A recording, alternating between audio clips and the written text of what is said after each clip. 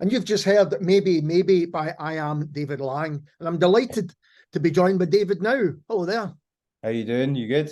I'm really good. Yeah, good to see you. So what can you tell us about both songs on the single? We've got Maybe, which we've just heard, and then We Lie, which we'll hear later on. Yeah, well, they were both kind of. It was quite funny actually the way that they kind of came about. Maybe it was a song that I had for a number of years, because I mean this forthcoming album, we'd kind of planned to put this out, 2017 or something, and it's just ended up kind of through different things. It's just taking the time to actually get it finished, and so maybe it was a song that has been around really since the idea came around, and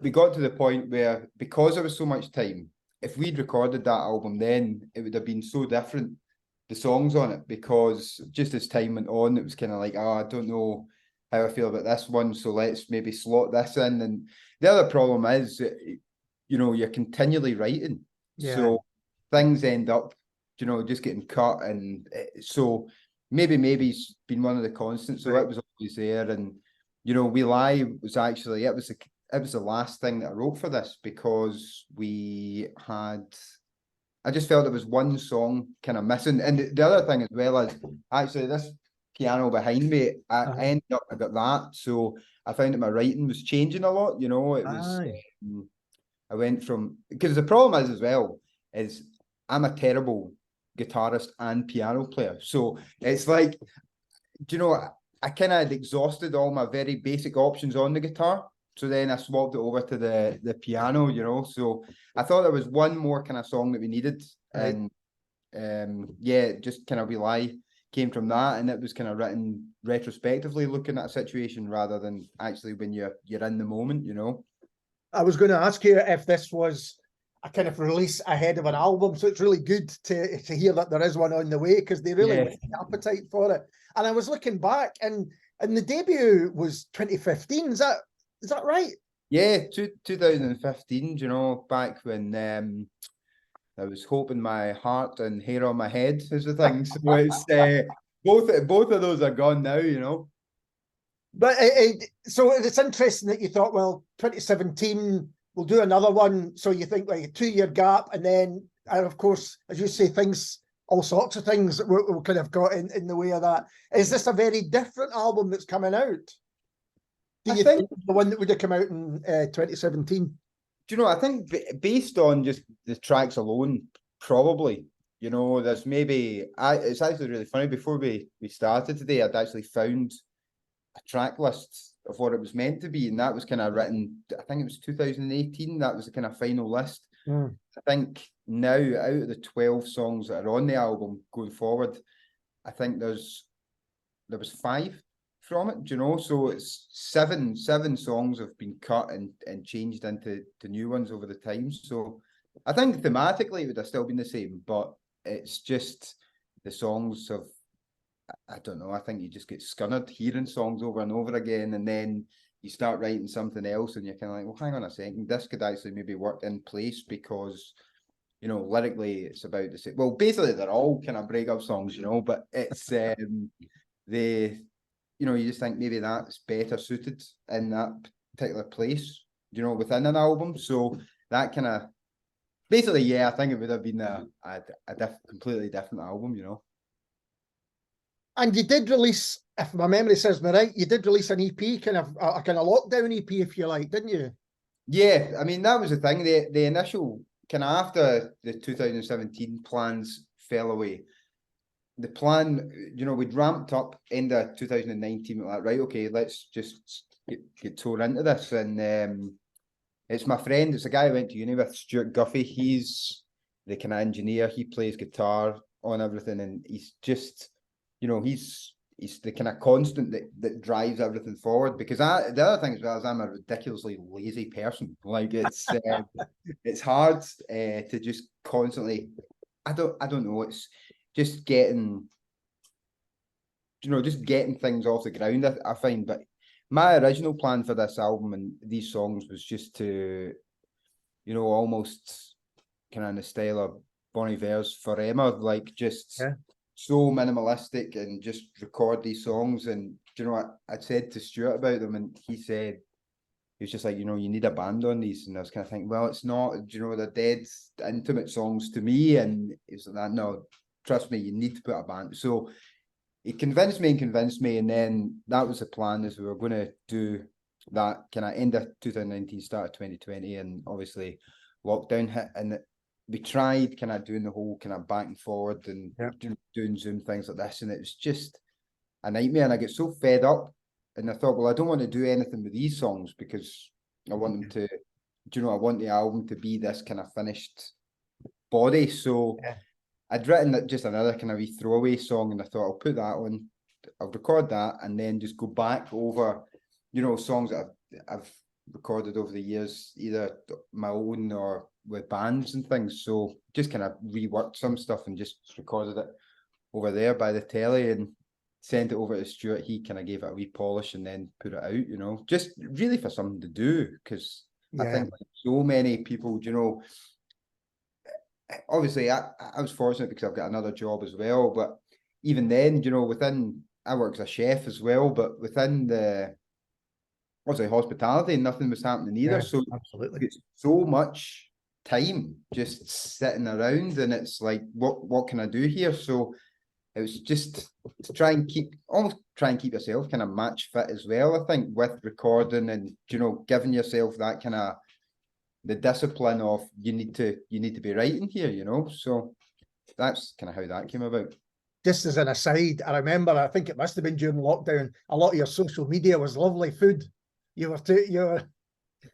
I mean, that was, again, it was just, you know, trying to do something different, you know. And the reality is as well, I kind of started doing a wee kind of thing, cooking from the house, where I got the kind of local authority, passed all the kind of health and safety things, and started doing, you know, I was making meals and selling them online and doing that, because again, one, out of complete boredom, but two, the reality of it was, you know, within the hospitality sector, you know, you've got your basic wage, but then you've got your tips and things on top of that, which kind of, you know, add on to it. And, you know, you get to a point where you're like, well, you know, lockdown's fine, you're just sitting around. But the reality is you're kind of running on, you know, less cash than you would if you were actually out working. So I was kind of like, well, hang on a minute, since this happened, I've got a mortgage and I've got this and I've got that. So what can I do? And it just ended up doing that as a wee kind of side hustle. So no, it always interested me, because I was a chef for about 20 odd years as well. So maybe that's a chat for another time. Absolutely.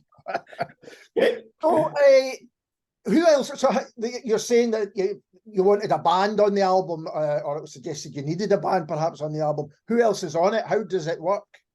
So basically, I do most of the writing for it, and then I'll say to Stuart, and Stuart plays guitar, and then it's another guy, Ryan Ballantyne, that we went to uni with. He plays bass, and then there's two brothers, Scott and Ryan McCluckie, the Chicken Brothers, as they're known. So Scott, he plays drums, and Ryan, he plays piano.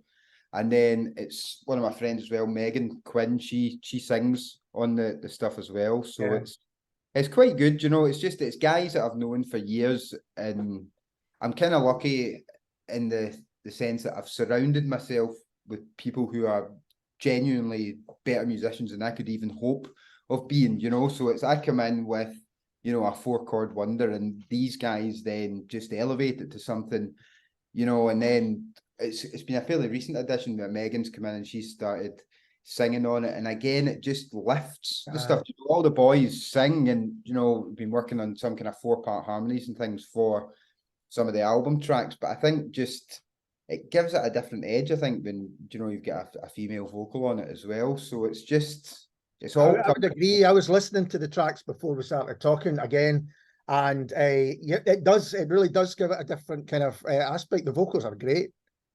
Thanks very much. It's a relief. It's always a relief when you hear that, you know. Yeah, I guess it must be. I mean, especially after a while, you know, if you're thinking, well, I'll get into a routine of maybe doing, not a routine's the wrong word, but get into a rhythm of, writing music, releasing music, and then, playing live and all of those kind of things. And to maybe not have been able to do that, to come back in with an album after 8 years, there must have been kind of concerns, I guess.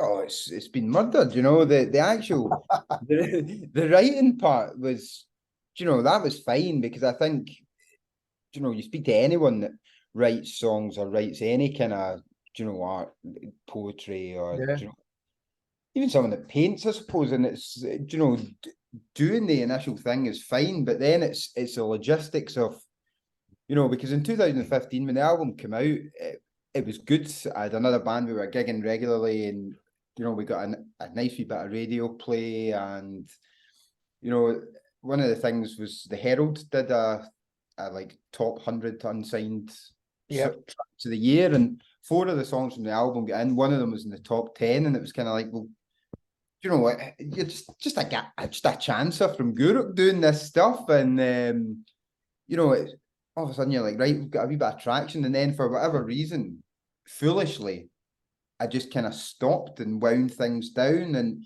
the problem is now, it's, trying to, I was obsessed on trying to kind of build on this momentum that we had 8 years ago, and it was only until I had the conversation with someone, and they're kind of like, well, trying to do that will be harder than just putting it out and just trying to kind of build things up again. And that's, again, there's a whole thing of, I think maybe when you're slightly younger as well, you've got that, not even arrogance, just a wee bit more fire in you that this is, this is all great. Whereas there is a lot of, when you're writing and you're hearing things back, particularly you're singing, because it just, your voice just changes the older you get, and there's a lot of it you're kind of like, I don't know how that sounds, and you're back and forward, and all of it. I think it takes a lot more to finish something now, not even necessarily writing, but from a recording and releasing point of view, I think it definitely takes a lot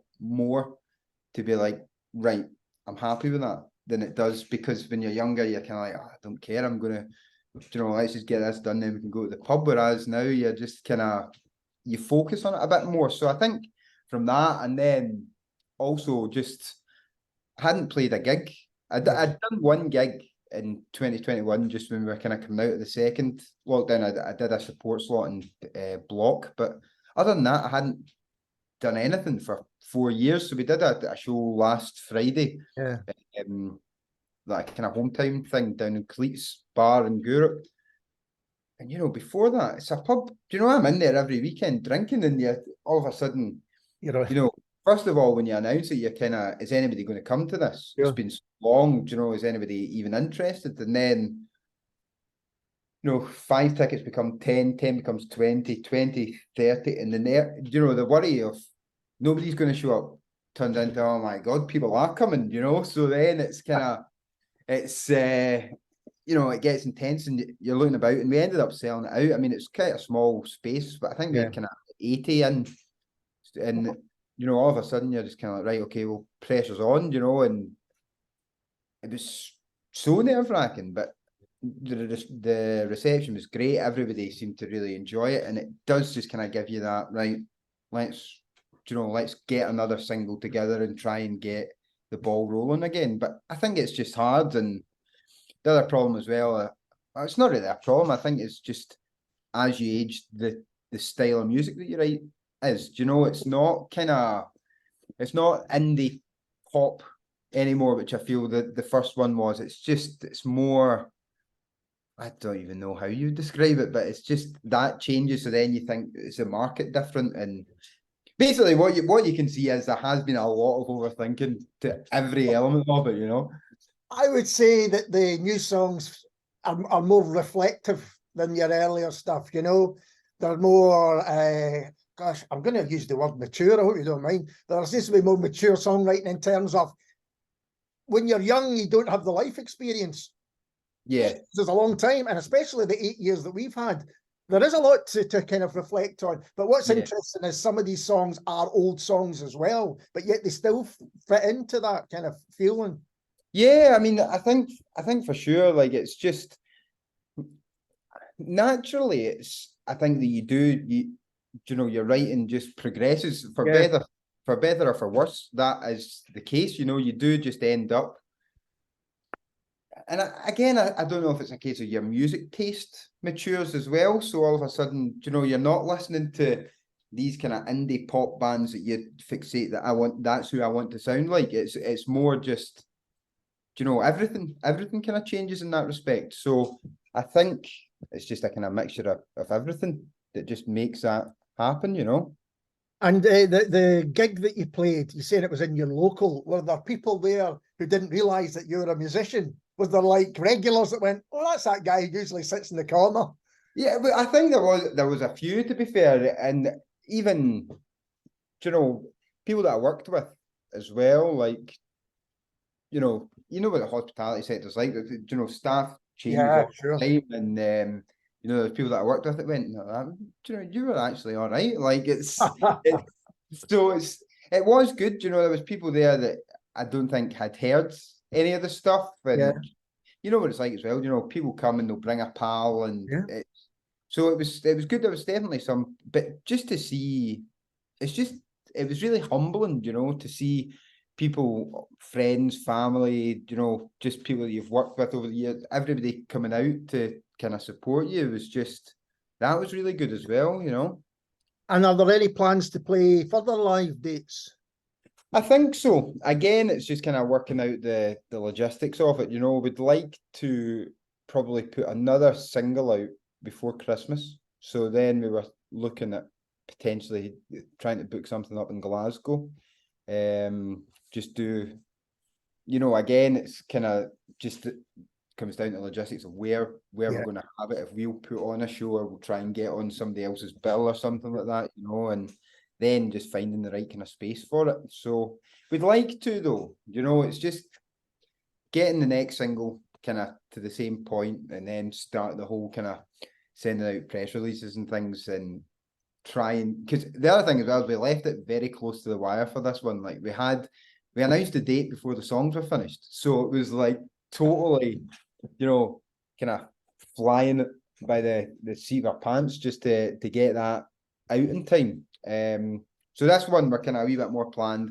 We'll hopefully get something in the diary for Glasgow, and then, again, get kind of pals and bands that are doing well, and looking at, exploring options of maybe, trying to do a couple of gigs together, just because I think the hardest thing for anybody now is, and you would think it would be easier, with the advent of social media and everything's at its kind of all-time high, to gain fans. And, that's the real graft. People think that writing songs are the hard bit. For me, anyway, writing songs is the easiest part of this whole thing. It's just getting those songs out to an engaged audience. I think it's the real tricky part.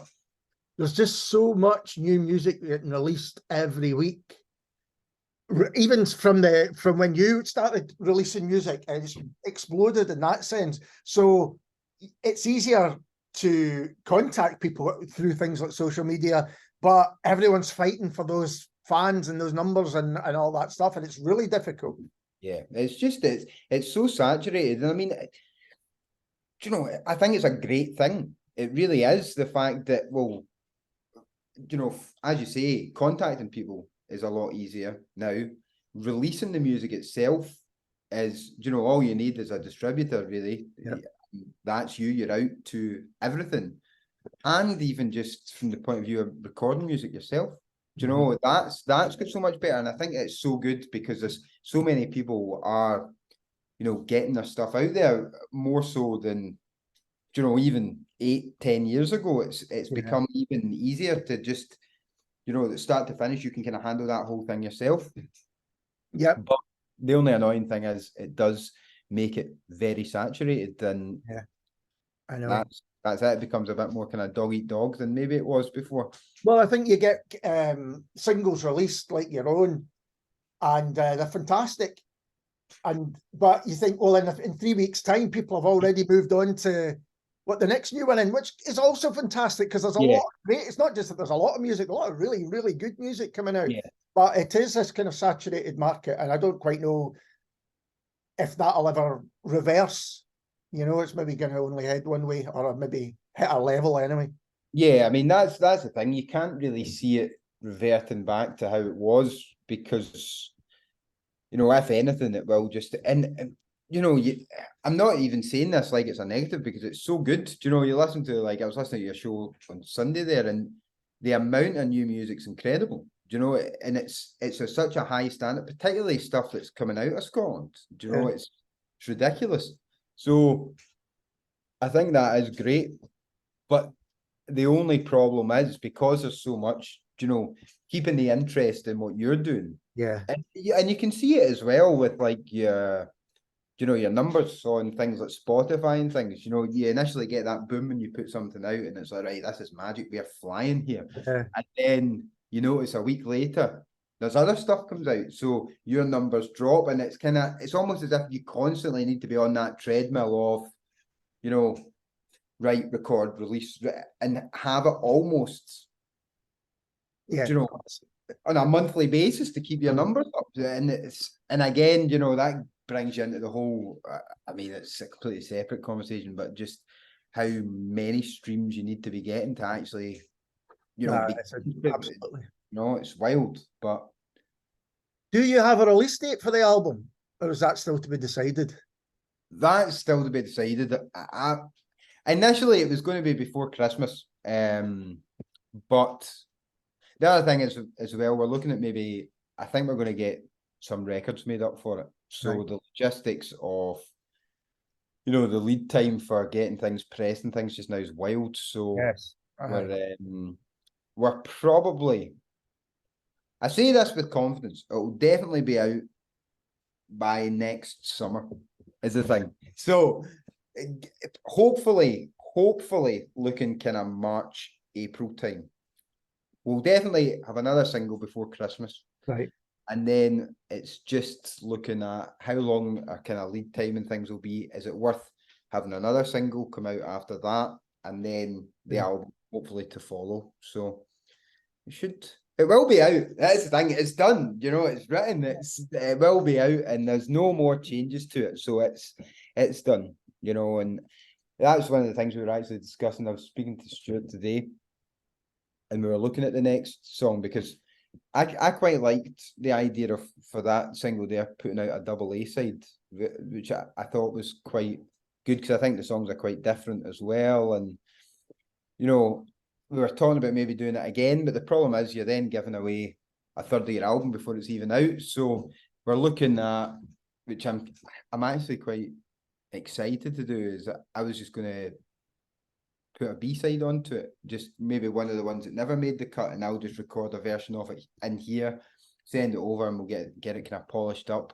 and put that out alongside it, because I love when somebody puts something out and there's a B-side, because you're just, you know that they don't think that it's as good as everything else, or it doesn't suit the style of it, which means that 9 times out of 10 you're getting something completely different from, you know, there was a brilliant one, it was Admiral Fallow. I don't know if it was a B-side or it was added on to like a bonus edition, but they had a song called Gypsy Girl, which I thought was absolutely amazing. It was so quiet, and you know, even by, obviously they had some kind of quieter songs on their first couple of albums in particular, but there was something about that beat. It just became, you know, one of my favorite songs, and I think there's something magic about B-sides. You know, it's a long history, isn't it? I mean, even going back to bands like the Beatles and the Jam and the Smiths, and, you know, bands who were really had a time when they were really prolific and just, you know, were all probably writing great songs every day. They had enough to put them out. And for the real fans, they could become real fan favourites too. Absolutely. And it's just, I think the thing with B-sides as well is that it's almost as if the pressure's off, because, you know, you've got your 12 bangers sorted there in a jar, and then you've just got, and I think you can be a little more indulgent with it, because it's just, and, you know, obviously the rest of these songs are all, you know, they've all got a full band playing on them, so I kind of like the idea of just having these extra ones that I can just faff around at the piano or sit with a guitar and just, you know, I think it's just something that, because there will be a real chalk and cheese between that and the next kind of more polished and arranged single. So looking forward to it. Well, so am I, and I'm really looking forward to the album. So when it is out, we'll get you Yeah. back on, and we can talk about some of the other tracks on it, because I really can't wait for it, David. It should be good. Do you know, it's I think, again, we were sitting the other night, we were doing some recording, and kind of had it all sitting there, you know, split into, because the good thing about it is, if we're going to get some records made up, it works really well. And I didn't really think of it much with the last album, but in terms of just sequencing the album, it works quite well as a story. You know, the album's called We Then Me, so it's kind of, you know, half of the album's written from when you're in a relationship and you know that it's, you know, the party's over with it. So it's kind of, the first half is almost we, and then the second's kind of just looking at it retrospectively and you trying to get on with your life out with this relationship. So it works well. And, you know, looking at the songs all written down the other night, I think it is probably the strongest set of songs I've ever written, and maybe I will write. Maybe this will be the last dance. But it's you know, I'm pleased, and I do think it will be as just a finished article. It'll work, you know. Proper album, one that you can listen to from start to finish, and it kind of makes sense the way it goes through it. Yeah, and I think I always think it's really nice when that happens. I agree. Know, I love listening to an album start to finish. I mean, obviously I use Spotify like everybody else, but I love when you get a record and it is just, you know, you get to the end of side A and it's just perfect, because it almost becomes like 2 mini albums, you know, because you've got to look at side A finishing strong and then side B starting strong. So it's I really like when that happens, you know. So it should be cool, you know. Excellent. Well, David, thanks so much for taking the time to talk to me. I've really enjoyed it. No problem. Thanks for having me. I hope it's not too long until we're talking again for the. Yeah, that would be good. I hope so. And seeing you live, I'd like to see you playing live again as well. Yeah, for sure. I'll let you know as soon as we get a Glasgow date in the diary. I'll give you a shout. So I can let the listeners know all about that. Perfect. And this is I Am David Laing, and we lie.